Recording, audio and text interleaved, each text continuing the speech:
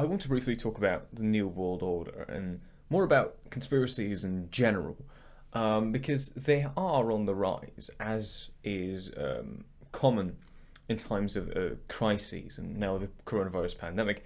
We can again see that certain conspiracy theories are gaining in popularity. The most popular of which currently is the idea of the New World Order and the Great Reset from the World Economic Forum. So, is this true? Is this idea that there is a global secret government that is trying to control the world? Is it true? Well, that's the question, isn't it? For one thing that we do know is that this idea is absolutely nothing new. The idea that there is a secret government, secret under control, underground group of people has been around for quite a while. The only thing that really changes is the ins and outs, the specific rituals that these people do, and who does it. We have examples of people saying that it's the Illuminati, or the Freemasons, or the Marxists, or probably most famously, the Jews in Nazi Germany. And today, it seems to be that most people are pointing the finger at globalists, whatever those are. And you might have noticed that most of those terms, they're quite vague. They're meant to be very elusive. It's the elite. Who the elite is, we don't really know. It's kind of the popular conspiracy theory QAnon uses a similar vocabulary where they point to the deep state, or they point to the elite. Well, who are they? Are they just rich people in general? A lot of the time, these kind of conspiracies do hinge on the fact that it's rich people predominantly that do this. But that also kind of ties into the fact that if you're in this conspiracy, then you're probably rich, and the people that have to be in this conspiracy are probably quite influential, and the people who are rich are influential. So it's difficult to say, really. So it brings to the central question. When do you entertain such a theory? When, if you hear a conspiracy theory, maybe the Earth is flat, maybe someone says that aliens have visited Earth, or that reptilians secretly control the world, when do you actually entertain that thought? Because outright dismissing it isn't really an option, or at least it can be, but I think you're going to be throwing out the baby with the bathwater at that point. Because there are certainly conspiracies in the world. It's not like it doesn't happen. We see that organizations like the CIA have influenced elections in other countries where they have really no business in influencing. And those kind of things do happen. So outright dismissing any idea of a conspiracy theory, I think, is too radical. Because you are going to be dismissing genuine conspiracies just on the basis that they are conspiracy. But does that mean you have to give equal credence to the idea that the US government is engaging in imperialism and to the idea that the Earth is flat? When do you just say, like, right, guys, I know that these things are very fun and it's fun to think about, but the Earth just isn't flat.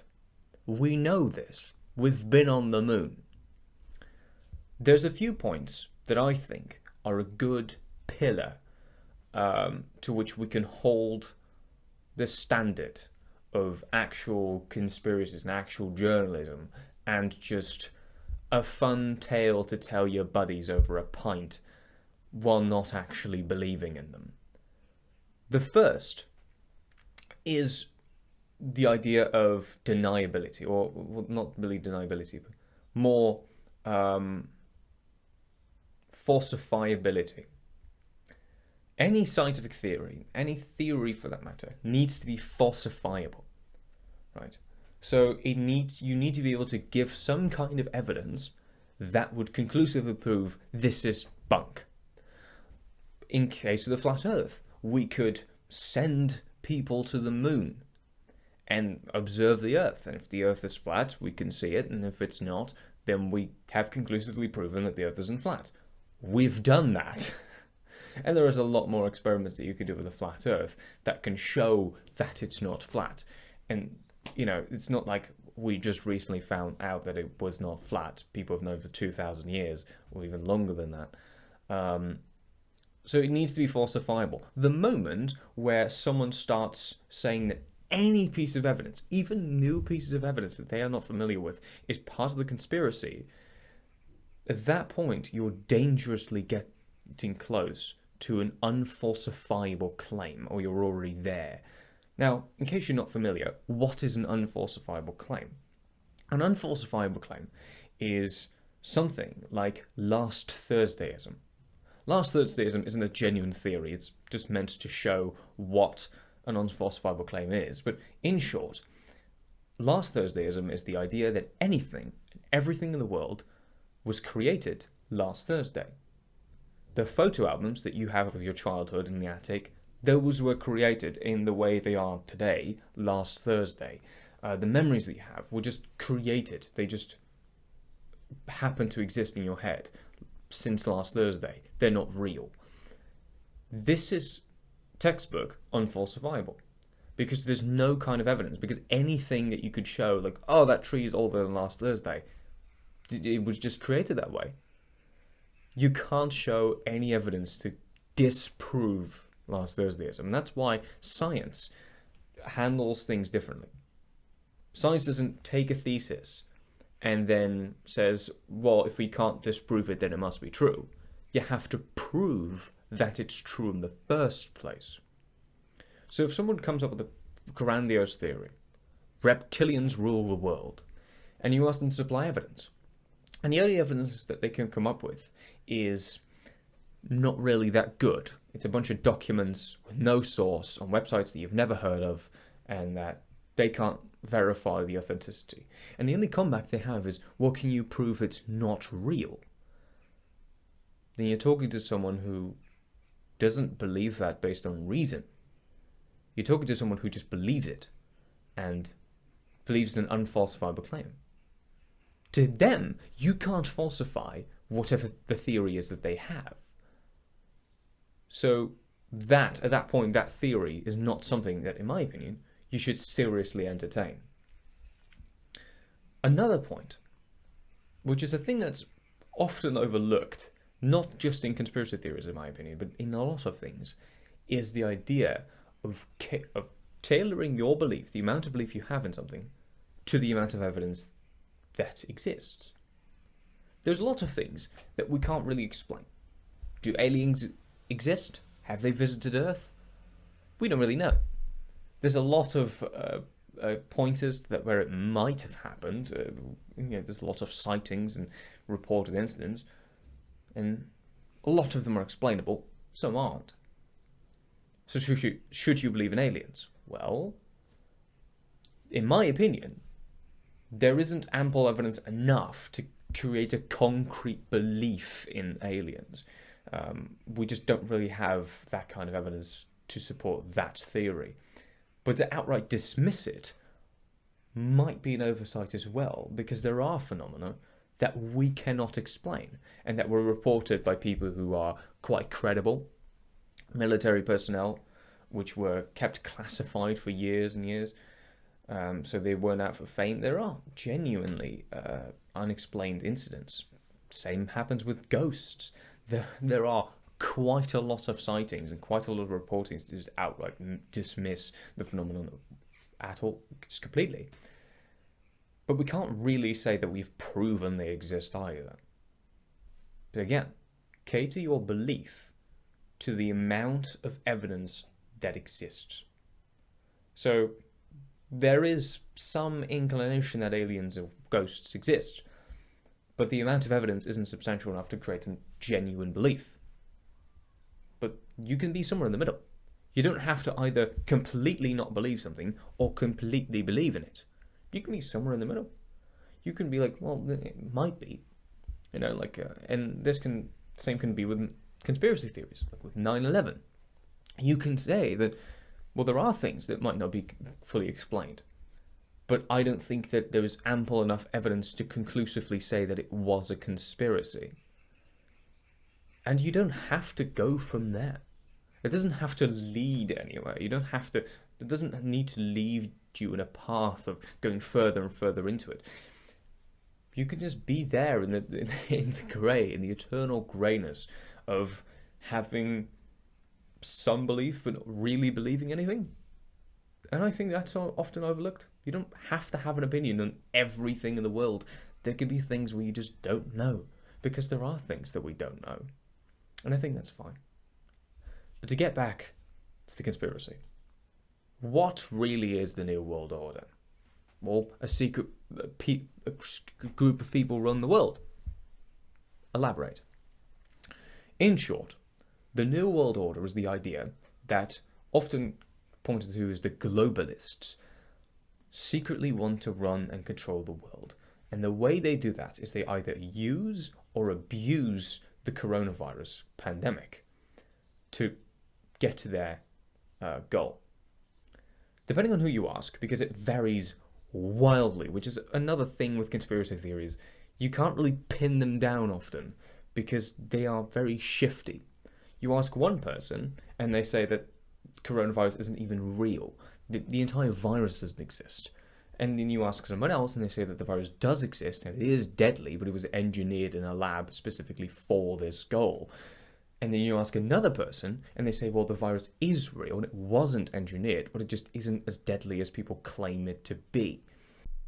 And it's precisely because conspiracy theories like this are so shifty and they change from person to person, they're often very difficult to dispute. And because of that, it's important to have a general philosophy of how to deal with conspiracy theories so that you can just say, well, it might be that you have a lot of what you consider to be evidence, but because all of that evidence is unverified and because you can't present something that could falsify the claims, I'm just going to move that over.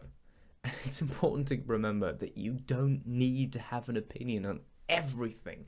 You can say that you don't know. There's so much information in the world, that there's so many topics that you can't possibly be an expert or even know anything about every single subject. It's okay to not be able to dispute the flat earth theory or the idea that aliens built the pyramids while also not believing in those theories. But back to the conspiracy theory. Depending on who you ask, they either use or abuse the pandemic. For what goal? What do they want? Well, that comes in the form of the Great Reset. Another thing they often like to talk about. The Great Reset is a plan by the World Economic Forum. What's the World Economic Forum? In short, it's a book club for rich people to talk about economics. Does it have institutional power? No. Does it have influence? Well, it has as much influence as the influence it has on its members and how powerful those members are. And that's quite a lot, but not, they can't do things on their own. They're not a government. They're not a secret underground cabal. But what is the Great Reset? What is their plan? It basically says the world is in shambles.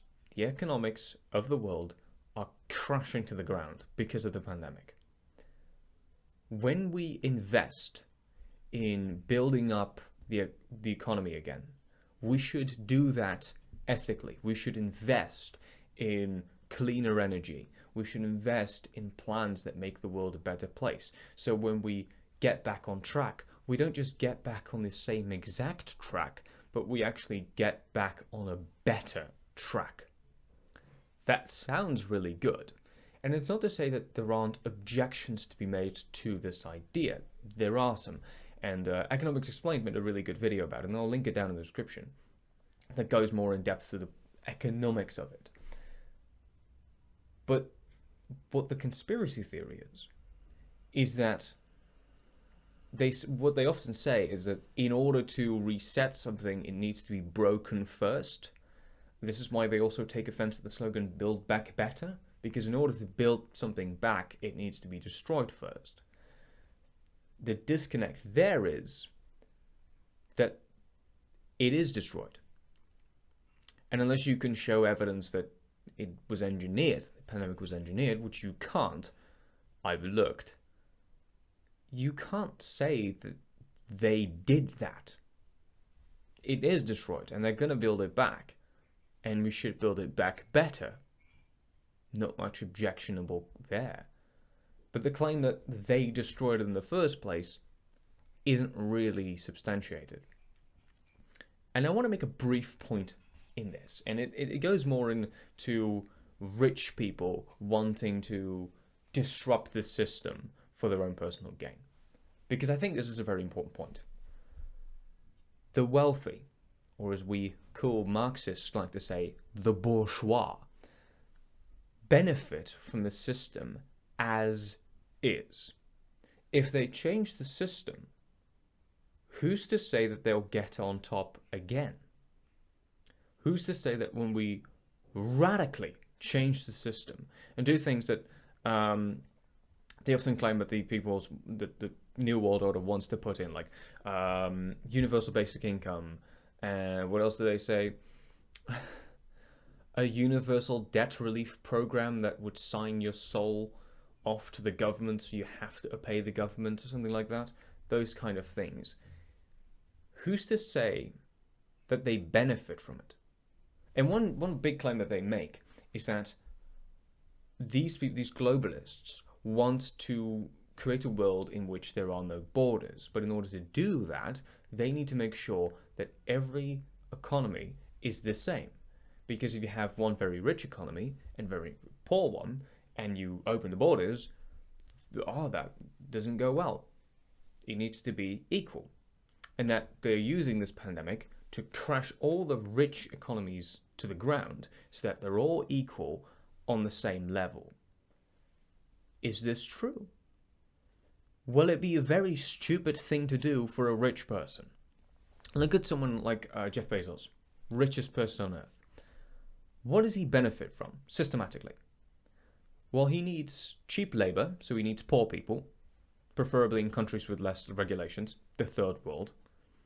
But he also needs rich people, or richer people, because he needs someone to buy the products. It's cool to have a big working class that just works for pennies to the dollar. That's really fucking cool and epic if you're a member of the bourgeois. But if you don't have anyone to buy your products, then it doesn't matter how cheaply you make your products if no one can afford to buy them anyway. They need a middle class. So the idea that the rich is trying to make everyone equally poor is just counterintuitive. It goes in against their own interests. If there is a revolution, if there is a Marxist revolution, it's not going to be from rich people. Why would someone who benefits from capitalism want to institute a communist society? They don't benefit from that. Their heads are on the chopping block if they do that. Why would they do that? It makes no sense to me. Which brings me to my last point. Are conspiracies harmful? I think that conspiracies can be really fun. It can be fun to sit around with your buddies and talk about theories, how aliens might have constructed the pyramids, and how reptilians secretly control the world, or how the earth is flat or donut shaped. That can be fun. But please don't take it too seriously. Please, when you are faced with a new theory, entertain caution. Do what you've been taught in school. Look at the source of the claim. Is this source an accurate source? Is it something that you know about? If it's some random fucking website, or God forbid, it's a post on 4chan or 8chan, it's probably not accurate. And you should probably not believe it. And by a rule, if it's said on Facebook, it's not true. I don't care what it is. Thank you for watching. I hope you enjoyed this little rant of mine. Subscribe if you want more of them. Share it with your buddies who might believe that the world is secretly governed by Marxist aliens. And I'll see you when I have another rant for you, which will probably be quite soon because I have a lot of built up frustration about the human race. Thank you for watching.